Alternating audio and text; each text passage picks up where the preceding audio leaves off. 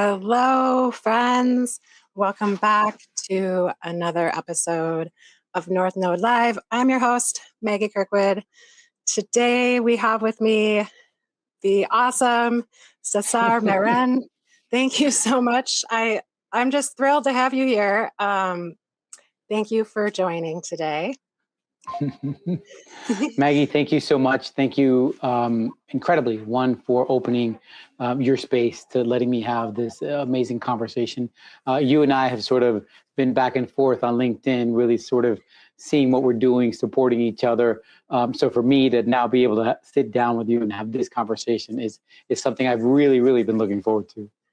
Awesome. Yes, I couldn't be, more excited. It really, truly is special. I was thinking about just that when we connected on LinkedIn and just, another supportive voice in the space. And you've been a little bit of a mentor to me. And I just really appreciate, your the effort and the devotion that you put into this work. And I'm just so excited to start talking about some of, first of all, your story and why you're here and in this space, but also some of these special, amazing offerings that so excited just to, get out there and put out there into the universe for you. But let's start with, I think, just reflecting on this episode title, which I've decided to call The Art of Reinventing.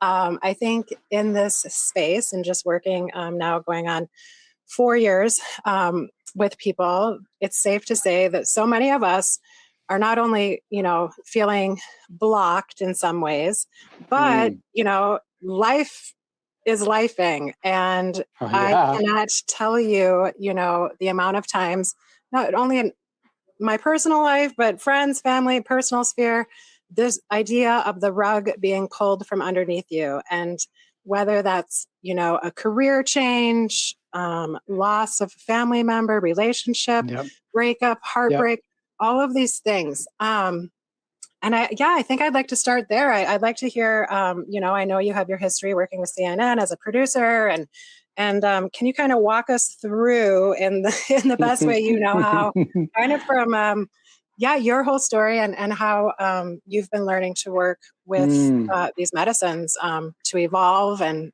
re-identify. And yes, let's kind of get into the meat of that. I'd like to hear, I guess about your producer days first. Yeah, thank you. Thanks, Maggie. I appreciate that. Thank you for letting me share my story and talk about reinvention, right? Talk about reinvention at a really late age. And I love that you titled this episode that, because if I think 5 years ago, right, if someone would have told me what I'd be doing now, I'd be like, you're crazy. Because 5 years ago, I was a producer at CNN. I'd been there for 25 years. And I was on a hamster wheel. I was on the corporate hamster wheel that a lot of us eventually get on. I was also having a really bad relationship with cannabis. I had a really toxic, dependent relationship with cannabis, but I was a functioning cannabis user. And about 4 years ago, right before, like you talked about, that the rug was pulled out from underneath me by being laid off at a place where I'd been for 25 years that identified me. I was Cesar Marin, the CNN producer. That's who I was. And that was taken away from me at a really late age, at the age of 55, where it's like, let's be honest, there's not a lot of people hiring 55-year-old TV producers. One, TV's dying, right? Two, I was working in sports. I was a sports producer producing half-an-hour sports shows for CNN, getting the cover of the World Cup, getting the cover of the Super Bowls, getting the cover, whatever. But I was just a sports producer. So where was I going to go? Who was hiring a 55-year-old producer? Was I going to open up my own production company? And it was amazing because plant medicine came into my life right before that. It knew when it most needed me. And I always talk about this calling, right? There was a calling, and the medicine was really kind to me. Someone really close to me who had an experience and shared the experience. And it was funny because obviously me, who had been stigmatized. I mean, I was born in 1967. So I was stigmatized that psychedelics were bad, that they were going to go crazy, they were going to whatever, you're going to lose your mind. And as this person tells me their experience, me, the cannabis addict, was there saying, yeah, whatever, druggy, stoner, hippie, what do you do? You're losing your mind, whatever. That type of hypocrite. And it was funny because the medicine a couple weeks later brings me a real close friend who has had a mushroom experience, and he is able to guide me to get psilocybin. And everything changed. It was sort of the medicine came to me, and I call it medicine. For me, it's medicine. It's a life performance enhancer for me. I never use the DR word, the DRUG word, because they're not. I think sugar's a drug. I think caffeine's a drug. I think alcohol is a drug that kills millions of people. Right? Nicotine is another drug that kills people. So I don't use that word with these molecules because that's not the way I'm using them. I hear you. Yeah, I appreciate that. And, medicine, I think, is a very valuable term in this space. And especially with the stigma and everything that you were facing, I just kind of want to unpack a little. So you get the rug pulled, you're laid off, I'm pretty sure, is it safe to say, like, your ultimate, first reaction is like, what am I going to do? Ultimate, dread. Can I be honest? Can I be honest with you? Oh, can I be totally honest with you? Please. So, October 2022 was the first time I sat with psilocybin. I got laid off December 2022. In those 2 months, I went from being the person who was hiding my substance abuse at CNN to openly telling people, hey, I'm microdosing. I'm using psilocybin. They're like, what? Yeah, that's what I'm doing. I'm using it. It's expanding my brain. My shows are better. I can see clear. And in all of this, right, as I share my story with other people, I want to manifest that I'm using psychedelics, that I'm using mushrooms. And I go, let me buy a t-shirt. Let me get some. I want to wear something. And of course, what was out there? Everything was very trippy, very psychedelic-ish, very tie-dye. And I said, look, if me, this guy with all this gray hair, starts talking to you about psychedelics with some tie-dye shirt on, what are most people going to say, Maggie? Listen, hippie. Listen, stoner. Why don't you go listen to your Grateful Dead 8-track tapes and come back from the woods when you're not high, and maybe we can have an adult conversation. And that's where the first thing that really happened, which was Cultivating Wisdom, the apparel brand, was born, right? It was me giving this opportunity for myself to talk about it, and then other people, right? That if I wear a shirt that says microdosing, someone says, hey, you microdose? I've heard about that. I've read about that. Can you cultivate me with some wisdom? Or someone says, hey, you microdose? So do I. What are you microdosing? Oh, I'm microdosing psilocybin. Oh, I'm microdosing LSD. So Cultivating Wisdom had already started before the layoff, to the point where when the layoffs were coming, I was waiting for it. I was ready for it. I was like, yes. I dodged enough layoffs, right? And I knew I was going to be that number on the spreadsheet, but I was ready. You know what was funny is that my boss that day, I worked an early shift. I worked an early morning show. And when she came in, right, she was about 9 o'clock, she said, well, if the morning people, if you want to leave, you know what I mean, whatever. And I was like, no. Tell me now. Like, tell me now. Like, give me the out now. I want it now. But at the same time, it was like, I want the out now, but I'm still here. I gave CNN 25 years because they told me, look, you can leave right now and you can still get paid until, the whatever the end of the year date was.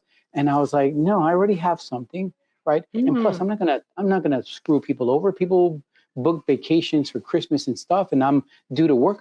That's not who I am. So was your something else already Cultivating Wisdom? Yeah, Cultivating Wisdom. So you were banking on that. You were. I'm just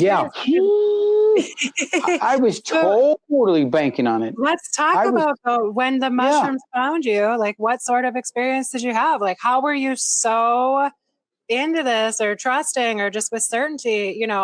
With all of this change and transition, was it just? I want to hear kind of about your first experience with the medicine. It was really beautiful because there's a lot of little moving pieces to it, right? One, so I get a chocolate bar, right? This person who's a friend who, it was funny because I said, hey, so do you know how I can get these mushrooms? And he looked down at his very expensive bike and he said, these bikes don't pay for themselves. So that was the person. He was the person. He was a reliable person. So he gives me a chocolate bar. We would do a bike ride here in Atlanta called M&M, about 200-300 people. We ride downtown Atlanta on Monday nights, every Monday night. And it just so happens that day, I take a square of the chocolate bar. So I literally had a microdose, but I didn't know anything. I didn't know. You don't need to smoke the whole joint of cannabis. You know, you don't have to rip the whole bong to get high. It's sort of, so I was like, oh, yeah, look, this piece is going to do it. And remember, at that time, I didn't seek psychedelics, or I didn't seek mushrooms as a therapy or an enhancer.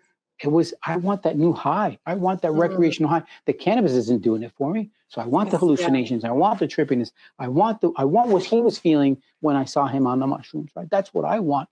And of course, that microdose, they didn't do it. The microdose was like, here's a smile, but that was it. And it was funny, Maggie, because I know myself. I know I know how I'm wired. And back then, any other substance, the next day, let's go again. Let's try. I got to get high or whatever. Yeah. And the mushrooms were like, no. Put that down. Don't worry about it. It'll come. And it was the next Monday. It was the Monday before Halloween 2022. We're in Atlanta, downtown. Houses are decorated. And I'm like, I'm going to have half the chocolate bar because I want to BALLs, right?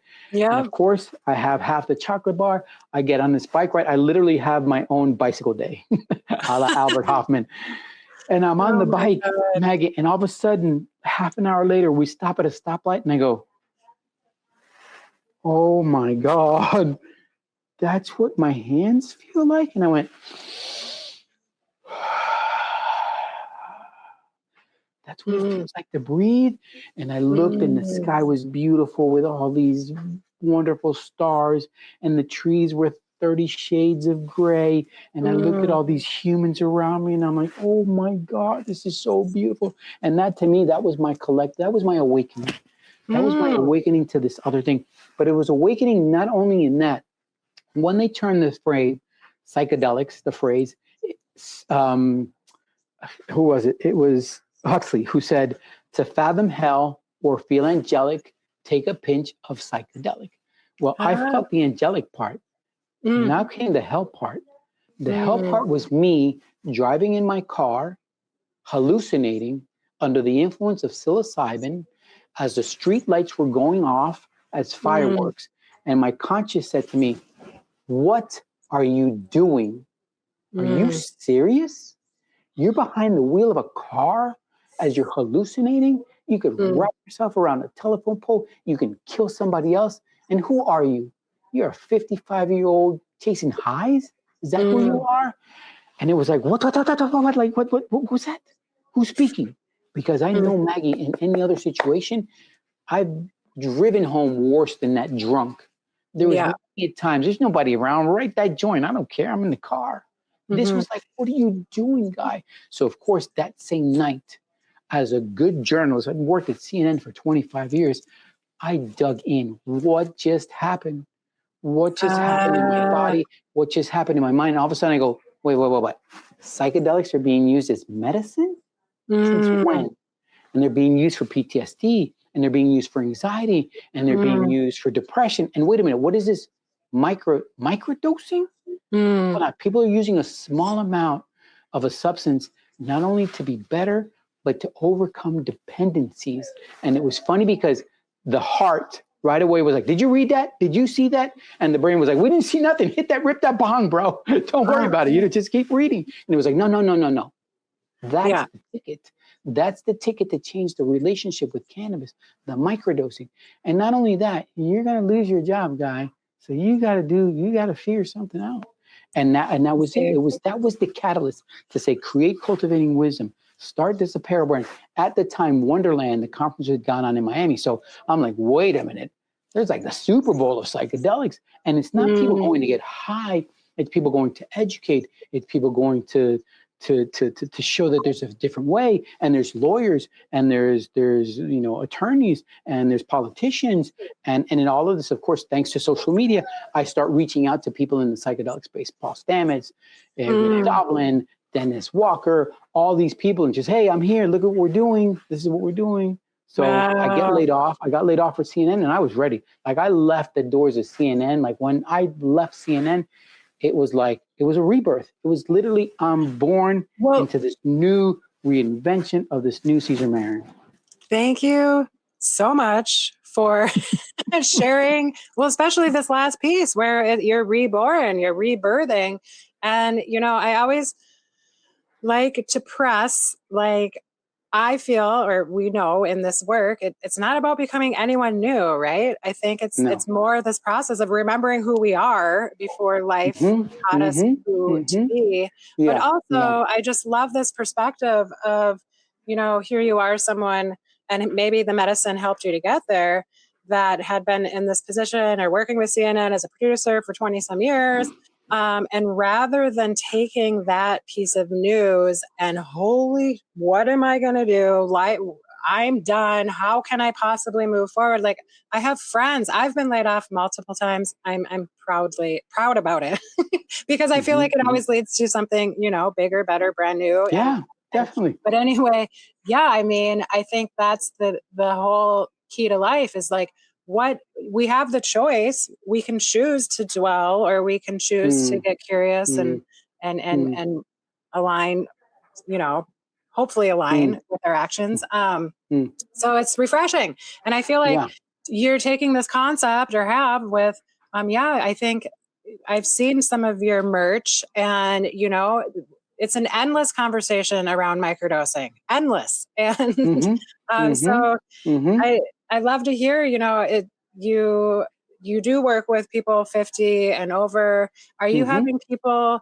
are they coming to you curious about microdosing? Is it more full spectrum? Are you working with people beyond microdosing? And what is your kind of like clientele? Is it people really at later in life looking for purpose? Are they, I'd kind of like to hear. It's probably full spectrum, but yeah, just some like success stories and how you do work with people. Yeah, that's it. It's thank you for asking. I want to touch back on something that you said. It's sort of, which is really important. That it's remembering who you are, but there's also this ability to realize that there's more. There's something more. Like, you have the potential for so much more. You have the potential to open up. You know what I mean? And it's then using what you know is inside of you, remembering who you are, knowing that there's a possibility to do whatever you want, to be whoever you want. And you have to use the skills that you had before, but also the things that are in front of you, the new things that maybe you're closed off to. So that's, and for me, again, as I shared more of my story, and I started to share with people, hey, I've overcome my cannabis dependency. I'm no longer loving my kids. I'm seeing them. I'm no longer loving my partner. I'm seeing her, right? And all these changes, more people, my generation, there's a couple of young people here, there, but more people, my generation. Why? Because he's been divorced. I've been divorced. He lost his job. I lost my job. He suffered onset depression. That's what I'm going through. His kids are older and hardly call anymore. That's me. So they saw themselves in me, and they're like, whoa, what are you doing? Tell me, cultivate me with that wisdom about how this at my age might be able to help me. Tell me how they're doing studies on people my age with a tap test, and the ones that are microdosing or tapping a lot quicker and better than the ones that aren't. So that's why I created Microdosing Over 50, right? Microdosingover50.com is a place where people can get honest, open, and objective information of what microdosing is, what the benefits are, what the studies are saying, how it's helped me, right? Because again, I never make recommendations. You will never hear me say, oh, you should microdose. No, I microdose. I'm going through what you're going through. This is how it's helped me. Oh, I see what you're going through. There's a study that says that microdosing helps people with what you're going through, but it's never you should. No, that's not my place. So for me, that's sort of touching with those people who were tired. Maggie, how many of us go to a doctor's office and they literally look at you in the eyes and go, we're not sure what you have, but try these pills. And if those don't work, come back and we'll try these. And if those mess up your liver, so wait a minute, Cesar, so you're telling me there might be a different way that this depression that I'm going through, this anxiety that I'm going through, that maybe psilocybin can help me quiet it down a little bit, could help me sort Mm-hmm. of focus this way and not sort of all over the place. Yeah, that's what we're doing. So that's Yeah. why I created microdosing over 50 again. And in microdosing over 50, it's twofold. One, we teach, right? We teach what microdosing is, right? Mm-hmm. And then we guide, right? You can take me on, and I'm going to spot you because I'm not a therapist, I'm not a psychologist, I'm not a doctor, so I'm not. Mm-hmm. But I'm going to spot you. I'm I going to tell love you. that. I I'm love going to tell you. Spot. Yeah. This is what protocols are. This is what citizen science is. Mm. And I'll help you, and we'll talk, and we'll go through it, and we'll set the rules of what I feel psychedelics is, which is 40, 20, 40. 40% the before you even put anything in your mouth, whether Yes. your intentions, what's your mindset, what's the setting, that's 40% of it. The experience itself, even in a microdose, it's only 20%. I mean, Mm-hmm. seriously.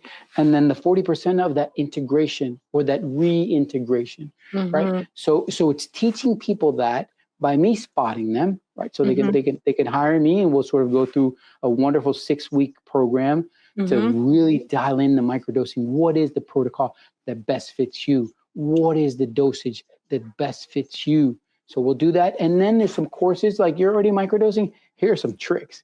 Here are some things. So you can really take the microdosing to the next level with a bunch of different information and some wonderful, digital assets that you can get. Hey, here's, we have a document for you to sort of, how do you prepare to talk to your doctor about this? Oh, I Right love that. beforehand, right? What questions you should ask him, how you should pride him.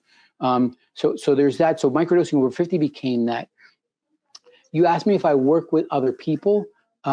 There's been people, and it's very word of mouth, who say, Cesar, I have a calling to this, but I don't have thousands of dollars to go to a therapist or to go, you love me, right? Can you hold me? Can you hold my space, right? While I take this journey. The medicine has always told me, serve, serve, Love serve. it. So how do I turn someone like that away? And it's against spotting. It's against spotting. Hey, if this is what we're going to do, let's prepare. Let's make sure we fast. Let's make sure we have stuff prepared. Let's make sure I'm there to spot you. You're going to climb the hill. You're going to climb up the wall, right? But I'm going to spot you, and I'm not going to climb anything for you. I'm not going to answer your questions. You're going to come. No, but I'm here for you. I'm here to put a shoulder on your hand, and that's sort of. And now with the summit within, right? It was like, how do we really touch and talk to dads, right? So for me, it's Cultivating Wisdom, the apparel brand. It's for everybody. Like I want kids 20 wearing our shoes. We even have baby. We have little baby baby onesies that say "mush love." Oh, I love that. So that was so Cultivating Wisdom, the apparel brand, is for everyone. Microdosing over 50 is for anyone over 50, right? So that they see someone like them talking about this. It's not someone that came back from Burning Man or a Grateful Dead concert or some doctor. He's like me. He's like my grandpa, or he's like my dad, or he's like my uncle, and he's telling this what's going on. And then obviously the focus now is on that summit within, because there was a sense of how else can I serve, and it was an ayahuasca experience in Colombia last August. That grandmother medicine was like, look, you were uprooted from this country at the age of 4 to be planted in the United States so that you could really grow, so that you can go to school, so you can go to college, so that you can work at CNN. But now it's time for you to grab some of your seeds and plant them back here in Colombia and bring people to this experience. And it was that, and it was funny, Maggie, because it originally, the idea was like, hey, these seed level sweet individuals who are just like here and like they need some healing, and could I be that bridge? Because at the end of the day, that's what I feel I am. I'm a bridge.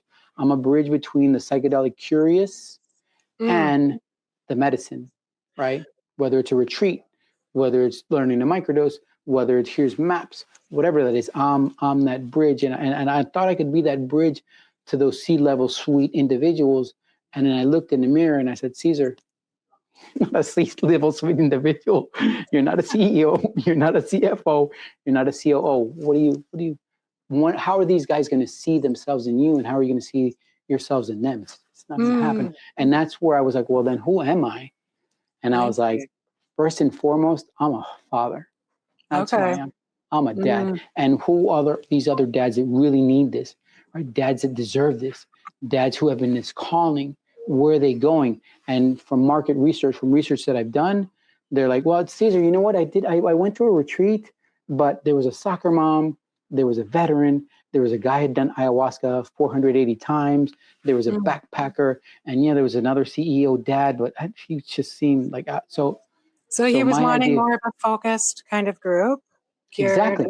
Okay. Yeah. Yeah. It's a curated, like-minded, like lived experience individuals who can really pull at each other's common strings and say, hey, you know what? I went through that with my kid and this is what I did. Holy cow, you're going through that with your daughter? That's the same thing. And maybe the medicine can show them a different way. Maybe the medicine can show them that your daughter doesn't need another pair of Lululemons. What she needs is for you to take her out on a date so that she can see what a man that respects her would treat her like. Because in your world, you're just thinking she needs a new iWatch, she needs a new phone, she needs new Lululemons, she's asking for this, and she's asking for that.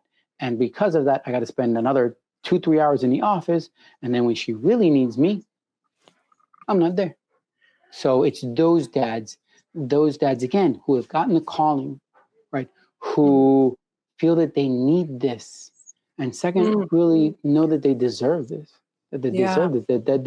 That as opposed to last year when they went on that vacation and they spent pretty much the same amount of money and they came back like, I'm at my wit's end and now I got this. No, you deserve this. You deserve I mean, this. I think that's one of the hardest pieces that I would say I'm not necessarily up against, but I might personally have this.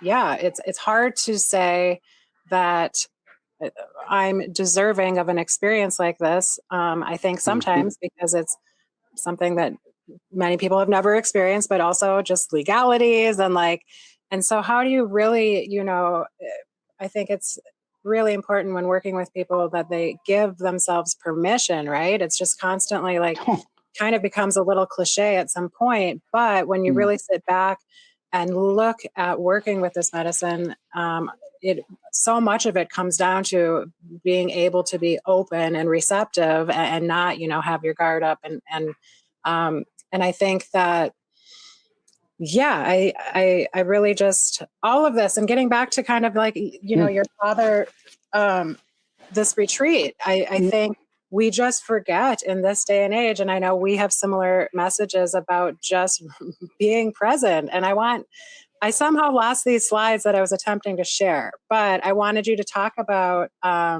you had made some social media posts about talking about being present when you're not even there. Can you give us some? It was, I think it's again, it goes back to, and I'll share this story a little bit. A couple of months ago, I'm driving here in Atlanta, and in front of me, I see this white Ferrari, right? Beautiful, not a red Ferrari, a white one. And it was just sparkling, like that was reflecting everything. And I'm like, oh, who's driving that car? And as I drive next to him, there's a father, and here's his daughter, about 11, 12 years old. She's like this. And he's driving, stoplight. What does he do? Pulls out his phone. Next stoplight, the same thing. And I was like, okay, that guy has everything, right? He's got everything. If that's his car, Maggie, if that's his car, imagine his house. Imagine his shoe collection. Imagine his watch collection. He's got everything, right? No, he's got nothing. Because at that moment in time, which is the only thing he has, that moment, the most important thing, which is the attention of his daughter, he doesn't have. It's the furthest thing. So we have these dads that aren't present. They're at the breakfast table and they're here with their coffee and the kids are there. You know what I mean? So for me, as my kids got older and I saw them more, I said, how can I connect with them on a daily basis without me? How's it going? How you doing? How was today? Dad, the same as yesterday. So what I did was I figured, when are their birthdays? So my daughter's birthday is November 8th, 11/8, November 8th. So at 11:08, every day, every single day, she gets something on her phone, a smiley face, a text, an article on Britney Spears coming to Atlanta because I know she loves Britney Spears, whatever it is. But every day she knows I'm present for her. She knows I'm there. And there comes the days where it's like, whatever, I'm in a meeting, the phone went off, but I couldn't. And or either she'll be like, Dad, you okay? Or if she knows I'm okay, she'll be like, dude, you missed your shot. Better luck tomorrow. Oh my What gosh. it Yeah. does, Maggie, is it makes her feel safe at that moment. And she knows I can count on my dad every single day at 11:08, which means I can count on him whenever. Right. You know, And it's not just twofold working. too, though. Yeah, Of twofold for course. you. Yeah, Yeah. true. Yeah, true. No, it's all me. Like, in other words, me knowing that I'm there for my kids is it's just priceless. And knowing and not expecting anything back from them. I'm not doing it so that they reach back out. That's not the purpose of it. The purpose is them feeling safe, them feeling my presence, and me knowing that I'm present for them, that there's no other distraction, that I can be in a doctor's office and in an appointment and the phone goes off and I can say, Doc, give me 2 seconds. This is more important than anything else. Oh my goodness. Well, I hope that many are getting inspired because it's such a simple. Set your alarms. Set your alarms. The simple things.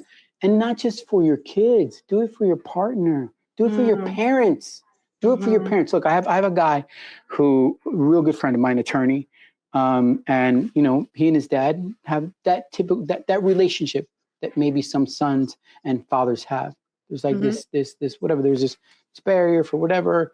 And we were talking, and he's like, man, I wish my dad would reach out more.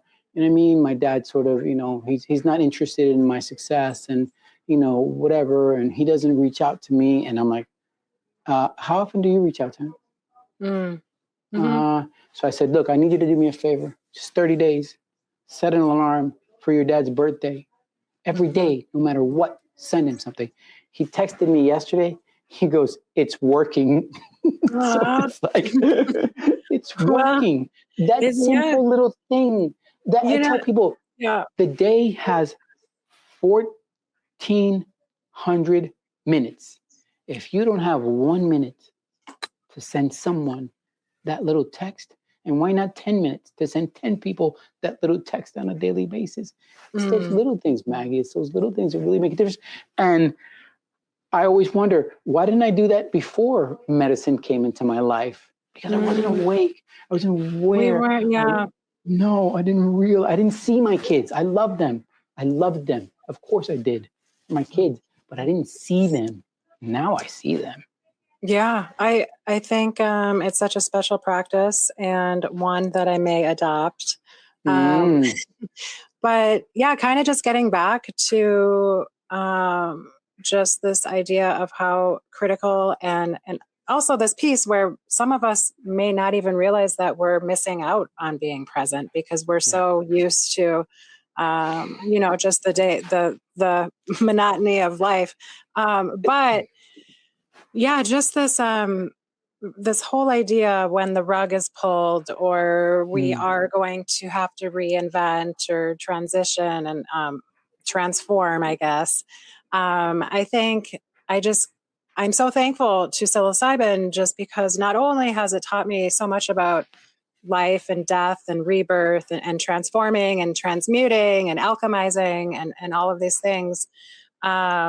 It's just this idea of when we don't know exactly how it's going to end up, which we don't know and ever really, right? How can we embrace this uncertainty and like step into the unknown and not with fear and not with projecting, oh my God, I just lost my job. I'm never going to get a, retirement, whatever it is.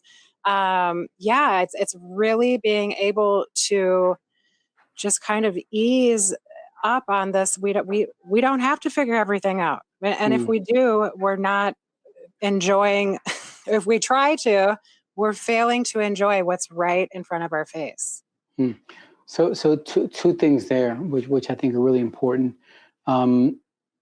There's many times, at least once a day, where I take a deep breath and I do a 360. And I go, wait a minute, hold on a second. The roof over my head. There's food in the refrigerator. I got shoes in the closet. I don't have animals chasing me. I don't have another tribe trying to take my space. I literally have everything I need. I have everything I need, right? When you look at life that way, then it's different. Then it's different because we're not living in the past. I would have done this. I could have done that. We're not living so much in the future of it goes back to, again, Maggie, and someone said to me this week, and it really hit home, and it's a sort of mantra that I have. But when I heard it from them, when I heard it talking from them, and they had heard it from me, it just really hit home differently, right?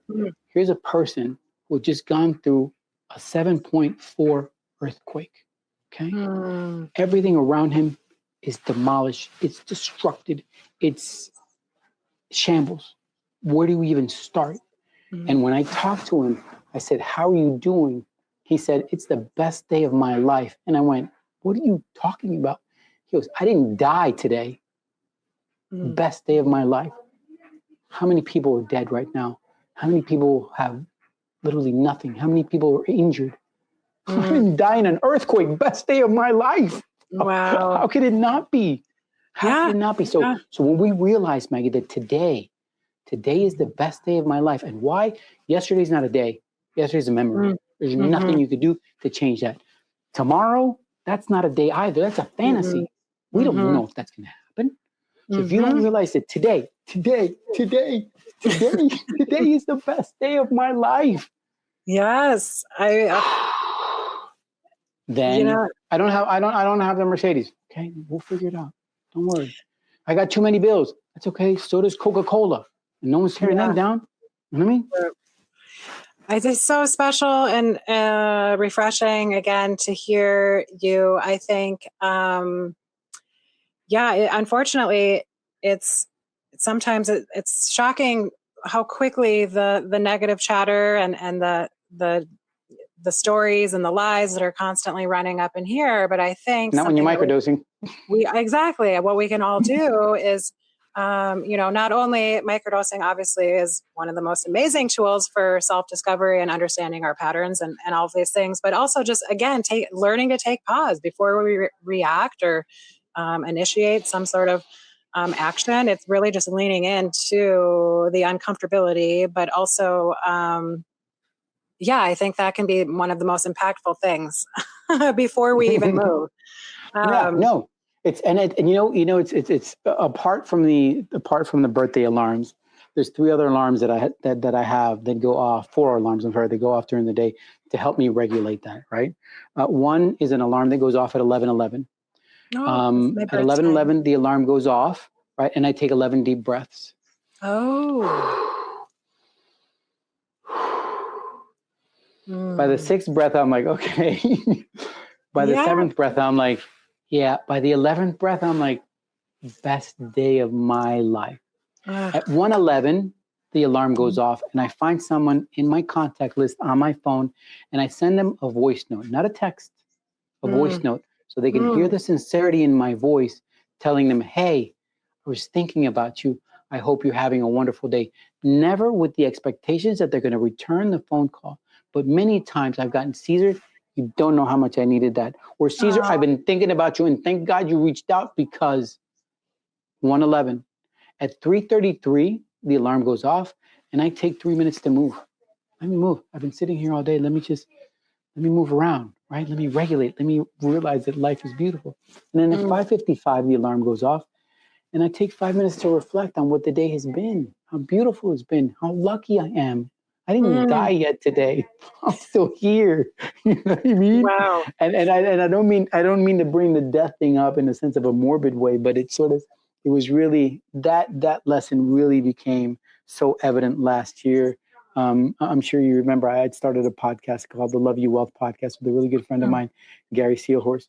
And Gary, the guy looked like an Adonis. I mean, fit as a fatal.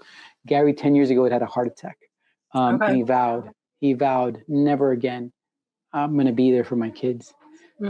Diet, nutrition, exercise, red light therapy, talk therapy, psychedelics, all of it. He was a perfect specimen. Last November, he does what he loves to do, get a good workout on the San Diego beach. He then got a surfboard, went out and got a couple of waves, and didn't make it to his car. 55 years old, 55 years young. So I tell people, look, we don't know if we have 2 days left. We don't know if we have 2 weeks left. We don't have 2 months left. We don't have 2 years left. We don't know if we have 20 years left. But if I don't make those amazing, especially at our age, look, my age at 50, let's be honest, Maggie, at 50, you realize there's 50 that way. There's not 50 in front of you. At 40, you're like, I can make 80. I can make 80. But at 50, so you realize, wait a minute, more than half the trip around the sun is done. So what am I going to do? What am I going to do? And if the plant medicine helps you be, okay, wait a minute, I'm here. I have everything I need. Today is the best day of my life. I don't have these distractions. Whatever's left, I'm going to use them to be happy. That's a magic formula. I mean, I think it's easy to talk about because I think both of us have been impacted, so beneficially. I think, but real life, there's still a lot of fear and stigma. And, I think it's one conversation at a time. But what I really enjoy just hearing you talk about is really like, you have this new, or not even new, but this perspective of today's the best day of my life. It's not necessarily like you're not having mushrooms in order to achieve this feeling. No. And this like this is like, and so, I kind of want to talk about, I'm curious, I'm a huge cannabis lover, and how did working with psilocybin change your toxic addiction with cannabis? I'm just curious. One, the psilocybin asked me, who's in control? Who's in control? You are or the cannabis is? No, I have to be in control. Okay, so if you're in control, what control means is that you can say, not right now. Not right now, right? I'm going to be honest with you, Maggie. That doesn't mean that I never have smoked cannabis since. But the times I've smoked cannabis, they've been with intention. Okay. There's an intention to do it, right? Friends came over, had a long day, whatever. Someone had a little bit of cannabis. Okay, fine. No, there's an intention. I want to hang out with my friends. But it never was. And I tell people, look, when my relationship with cannabis was at its just darkest, was just, she was controlling me to the point where it was like I had no control. I see. If there was cannabis around, I wasn't happy till it was gone. I was not happy. Maggie, right now, there's mushrooms everywhere in this house, one way or another. And there's never, God, we had a bad day. We haven't sold T-shirts in 5 weeks. No one signed up for the retreat. Let me go do some mushrooms. Never, never, ever. Yeah. I know. I have a relationship with them. There's intention to sit with them. And with cannabis, for me, cannabis had become an escapism. I see. It really got fueled in my first marriage, sort of escape, whatever that was, right?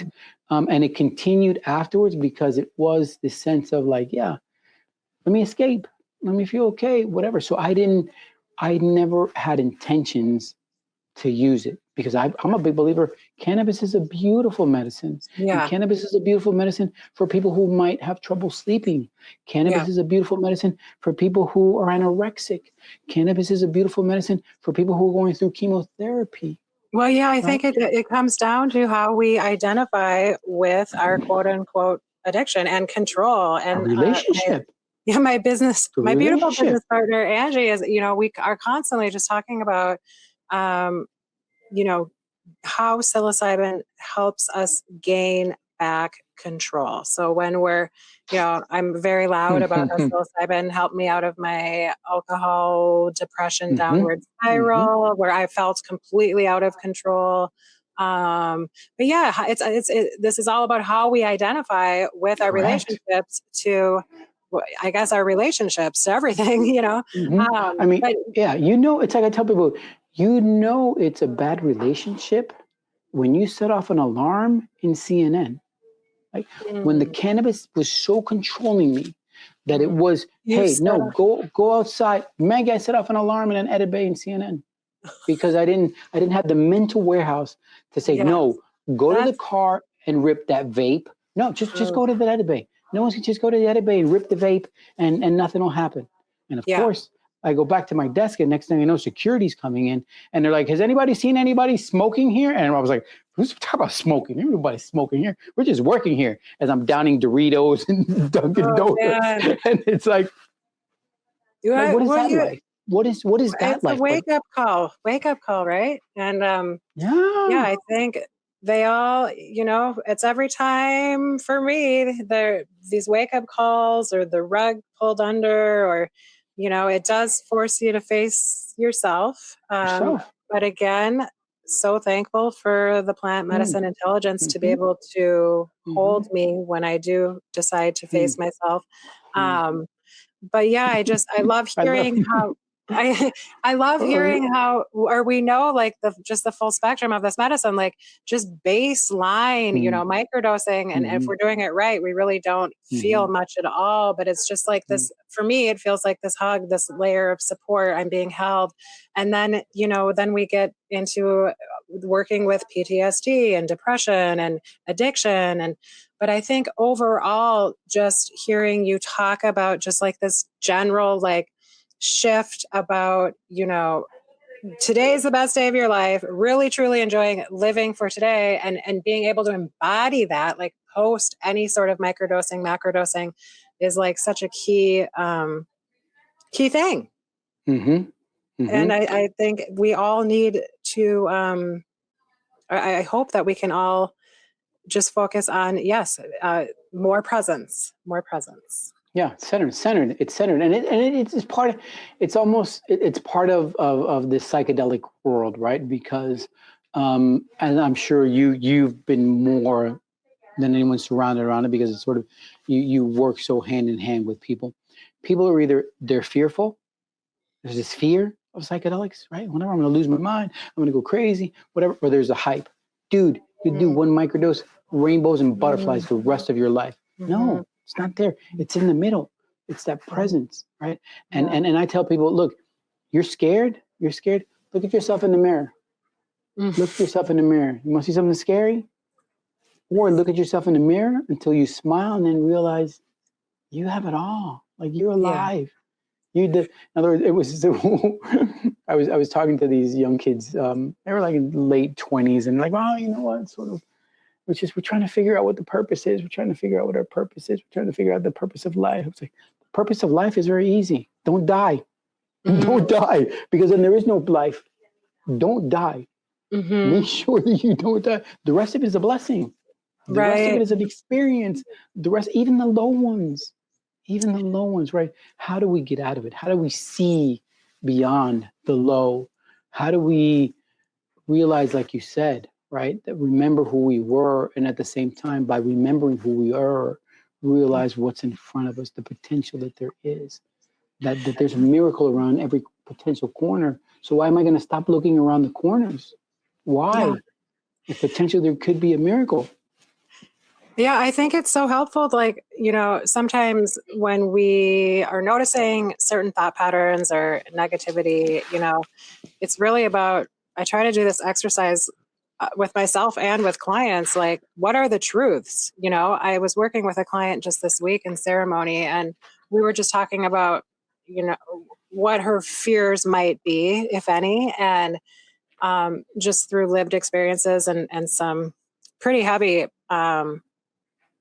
assault type of things in her life. She's consistently living in fear or just feeling not safe, like at any moment something could happen, right? And she's later 50s and done all sorts of therapies and things, but just really like talking through in the moment, in the truth of the matter. We're sitting in your home. If you needed to, you have your phone next to you. We could call you. We're just walking through. Yep. And same thing, I work with people who their biggest problem is trying to figure out what they're going to do when they retire. But instead of looking at that that's a beautiful problem to have, if you ask Yeah. me. Yeah, of course. But I think it's so quick to just already get to, well, I don't have this and I don't have this and nothing, I don't have, and Yeah, I don't. God, but yeah, I then don't. it's stripping it down to the truths. Look at Yeah. you've set yourself up for retirement for the last 30 some years. You have, Mm-hmm. you have options, you have these things. But it's just, the stories are so quick. And I think, yes, it's how do we shut ourselves up? It's there's so many really good little exercises, right? It's sort of whatever that I ask people, do you meditate? Is meditation part of your practice? I don't, dude, see my life? I'm not trying to meditate. But what I have time to meditate. And what is meditating? And what? I said, no. Here's, I'm gonna give you the easiest, most rewarding meditation that you can possibly have. You need to take 10 minutes of your day. Remember, 1,400 minutes in the day. 1,400. It's actually 1,440. Okay? Okay. Give me 10. Just give me 10 of those. Yeah. And in those 10, I need you to go outside. I need you to tell all your things, your people, whatever, your phone, whatever it is. This is my time. These are my 10 minutes of this whole long day. And you go outside and you close your eyes and you just listen. Listen to the birds. Listen to the cars. Listen to the airplane. Listen to the guy that's cutting his grass. Listen. Just be present and listen. And yes, there's a car that's going to go by and you're going to be like, oh, I got to remember to change the oil in the car. Shut up. You can't change the oil now. We're listening to the birds. Shut up. And if you do that for 10 minutes, one, you realize that 10 minutes is a long time with your eyes closed, whatever. So don't tell me, oh, I don't have 10 minutes. Yeah, you have 10 minutes. And at the same time, it's such a small amount of time that if I quiet my brain, my thoughts, and just listen for 10 minutes, it's such a practice. And it was funny because I then realized where that practice came from, or where that thought pattern of, hey, take 10 minutes just to listen. Buddhist monks, they'll sneak up on their apprentices. And the idea is that you have to be so present that you can hear everything. And you hear the master when he's coming behind you without having to see him, because you're listening. And if you don't listen, he's going to whack you. So just listen, be present, be present. Yeah, I'm going to argue even 3 to 5 minutes. And before even getting out of bed is my constant just, hey, we all can do this practice before we reach for the phone, before we put our feet on the ground, even when we come back from going to the bathroom. But yes, how do we, for me, it's staying regulated or feeling regulated. So I wake up kind of in a frenzy, but literally just a couple breaths and closing my eyes and just trying to feel some sort of connection or, beyond the madness. And it's, but for me, it's night and day difference if I don't do these simple things. Totally. And there's something else I tell people, Maggie, important to try to practice, that this is not what sleeps next to you, that it's a human, that it's something that sleeps next to you. Yeah. Because if this is what's sleeping next to you, and this is the last thing that you're looking at before you go to sleep, and this is the first thing that you wake up to after sleeping, what's the person next to you? Or what's the world if you don't have that person next to you, right? So I love the practice of just leaving it out of the bedroom. Oh, I need an alarm. Fucking buy a $10 alarm at Target. You know what I mean? You don't need an alarm, right? So this you want to be in bed like this, you know what I mean? You want to wake up like this. Like, it's enough. And it goes back to the present and connected, because of these things, right? We have been able to connect to people on the other side of the globe. So when you ask, were you connected? I'm connected to, my aunt in Africa. No, are you connected to the people in front of you? Are you connected to the human mushrooms that are right in front of your eyes? Have you spread your mycelial network to connect to all these other human mushrooms, to have them help you grow and you help them grow? I mean, that's what we are. Yeah. I agree. I think I just love some of these messages that you're sharing, and just hoping that, people who are, I was going to pose this question to you, and try to ask each guest, but yeah, if there's somebody out there listening and, just kind of unsure of working with the medicine or where to start, and obviously people can contact you, but you just kind of have a general message about, I find myself just sharing that for me, this medicine, just the understanding that I believe it's here to support me and only help me and only to show me truths that are going to help my higher self, my higher good. So I don't know if I'm like stealing the show because those are my words, but do you have kind of a message around just working with the medicine, and for someone who's, just kind of curious and what, and we can get back to some of your offerings too. I wanted to, the curiosity is important. I think the curiosity comes as part of the calling, right? You get the sense that's out there. Could this help? Could this not help? Now I'm curious. Educate yourself, dig deep, ask, find your community, find your people, find your psychedelic society, find a book, educate yourself, right? Don't just jump in and say, hey, Cesar microdose, so I'm going to go microdose. No. That's not how this works, right? Have a relationship with whatever you're going to ingest. Realize that you're going to give yourself consent to ingest something that in a macrodose can shake your brain up like this, that in a museum dose can help you sort of, that in a microdose it might help you zap in, but it's sort of things are going to change. Things are going to change, and you're giving yourself consent to do this. So for me, the message is, if there's that calling, educate yourself, find your people, ask questions, ask about sourcing, ask where it's legal. It's important. It's an important part of this, right? Legality, and Maggie, you and I, we're not here to recommend that anyone does anything illegal whatsoever. Know your legality, know your states. That's why we're going to Colombia to sit with ayahuasca, because it's legal there, right? That's so, but again, people are doing this, right? People go, oh, so isn't it illegal? I'm like, yeah, but isn't fraud illegal? Isn't embezzlement illegal? So there's a lot of things that are illegal that go on. And the idea of free will, right? I mean, there's so many people who have just been unable to find just relief, or they're treatment resistant, or, I could be sitting in a grassy knoll and simply put my hand into the dirt and pick up and put dirt in my mouth, but it could be something growing from the ground, for Pete's sake. Anyway, but this, yes, free will. We should be able to explore ourselves and do it. Know what we're doing and feel good. And I again constantly just saying, like, any conversation around any of this is just so. I just love it. And the other thing, Maggie, is it's not just the psychedelic curious, right? It's important for the people whose lives have been changed with these molecules. And when we had Rick on the Love You Wealth podcast, he talked a lot about this, about how we need bridges. We need people's stories, right? And I understand, look, I'm sure there's soccer moms that can't wear a microdosing shirt on because the other mom's going to go, no, Billy can't go to her house because she's on mushrooms. I understand that. But there's a lot of us that can. There's a lot of us that can have these conversations and say, hey, look, yeah, this is going on. There's studies going on. Eli Lilly just bought a huge, whatever the conversation that you can start. And by the way, this is how they've changed my life. And people go, wait a minute, hold on a second. Like, you're not tripping, like whatever. You're not in there, and you're changed.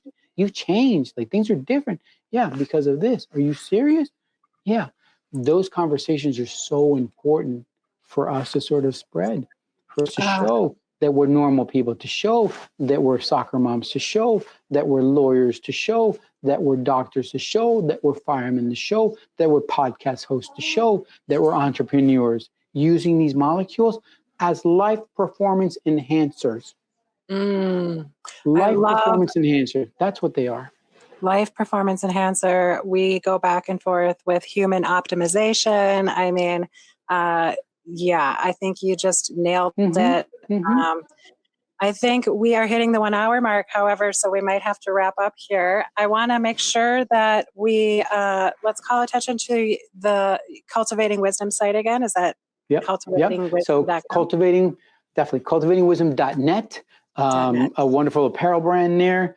I'm actually going to put together a little Maggie 20 code so you can get a 20% discount using that code on anything in the apparel brand. I'm going to go make sure we set that up now. There's also, of course, microdosing over 50. If you, your parents, someone you know who's over 50 who might need this information, who you might poke at their childhood curiosity, or who have gotten the calling, or even who are already microdosing and they want to ramp it up, microdosingover50.com. They can go there and get wonderful information. And again, if you're a father, if you know a father who needs something different, who deserves something different, Summit-Within, down in Colombia, the end of October, just 10 fathers, so not a lot of spots left. We're going to change men. They're going to come back differently. You can also find me on social media, Cultivating Wisdom, cultivating.wisdom on Instagram. I'm on LinkedIn. I post a lot on LinkedIn, different informations. You know, there was a great study that just came out that I saw on, they were doing a study on anorexia and psilocybin. So I'll share stuff like that because that's important too, not just our stories, but what the science is telling us. So there's different little places that you can definitely find me. Share your story, spread much love, spread as much love as you can. Love even the people that you hate. Find a reason to love them. Let go, forgive, whatever that is. Don't hold on to stuff. And a mistake that a lot of people make, Maggie, and I'm a cyclist, and if I rode my bicycle like this, what would happen? You're sideways. Literally, what would happen? Yeah, I'd crash. Don't live your life like that. Stop living your life looking in the past. There's nothing back there. Learn from it, maybe, but don't dwell on it. Don't look at it. Don't live your life like this. It's here. And it's also not 3 blocks down the road. It's right here. So spread much love. Don't forget, today is the best day of your life. Maggie, thank you so much for being part of the best day of my life. Anyone listening to this, thank you for being part of the best day of my life. Cesar, well, thank you. And audience, anyone listening, tuning in today, I'll be sure to share some of Cesar's offerings along the way. I'm just so thankful that we have connected and been able to keep in touch. And I am so excited for all that you have going on. And you just continue to evangelize. And it's so special. I'll be here mentioning some of your things along the way. And for everyone tuning in today, thank you so much. We will be back. Everyone have a beautiful, beautiful eclipse day as well. Yeah, thank you, Maggie. Deep bow of gratitude, sister, for, again, opening your doors for me to come and share my story, for us to talk about this. Keep doing what you're doing. I'm so proud of you. Thank you. Thank you, Cesar. All right, we'll be in touch. Cheers, everyone. Thank you so much for tuning in to North Node Live. For more information, please visit explorenorthnode.com. Thank you.